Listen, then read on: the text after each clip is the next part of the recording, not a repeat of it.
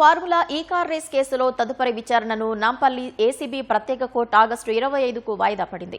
ఈ కేసులో A1గా ఉన్న బీఆర్ఎస్ కార్యనిర్వాహక అధ్యక్షుడు కేటీఆర్తో పాటు ఐఏఎస్ అరవింద్ కుమార్, హెచ్ఎండీఏ మాజీ chief engineer BLN Reddy Nampally కోర్టుకు హాజరయ్యారు. ముగ్గురు లక్ష చొప్పున పూచీకత్తు సమర్పించగా న్యాయస్థానం విచారణను వాయిదా వేసింది. కేటీఆర్తో పాటు మాజీ మంత్రులు సబితా ఇంద్రారెడ్డి, మహమూద్ అలీ, ఎమ్మెల్యే కౌశిక్ రెడ్డి, బీఆర్ఎస్ నేతలు ఆర్ఎస్ ప్రవీణ్ కుమార్, ఆ పార్టీ కార్యకర్తలు పెద్ద ఎత్తున తరలివచ్చారు.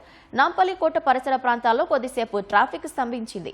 ఫార్ములా ఈ రేస్ ట్రాక్ ఇతర ఖర్చుల పేరిట హెచ్ఎండీఏ నిధుల నుంచి 55 కోట్లకు పైగా వ్యయం చేశారని ఏసీబీ ఆరోపించింది. అధికారిక రికార్డులు లేకుండా ఖర్చు చేసి ఆడిట్ను తప్పించేందుకు ప్రయత్నించారని ఏసీబీ పేర్కొంది. 3 సీజన్ల ఖర్చును ఒకే రేసుకు చూపి కేబినెట్ ఆమోదం పొందకుండా తప్పించుకున్నారన్న ఆరోపణలు సహా పలు అభియోగాలను న్యాయస్థానంలో దాఖలు చేసిన ఛార్జిషీట్లో ఏసీబీ వెల్లడించింది.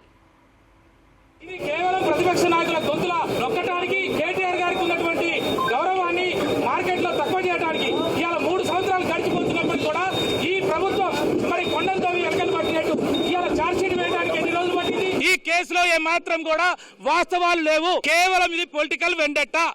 ఒక వ్యక్తుల్ని ఏదో ఒక రకంగా తప్పుడు కేసులు బనాయించి ఫోన్ ట్యాంపరింగ్ అని, మరి లేకపోతే ఈ ఫార్ములా అని, లేకపోతే ఇంకో కేసు అని చెప్పేసి చేస్తారు. కానీ 3 సంవత్సరాల నుంచి ఏ కేసులో కూడా ఒక్క సాక్ష్యం కూడా లేకుండా ఈ రోజు వేధింపు చర్యలకి పాల్పడతా ఉన్నది.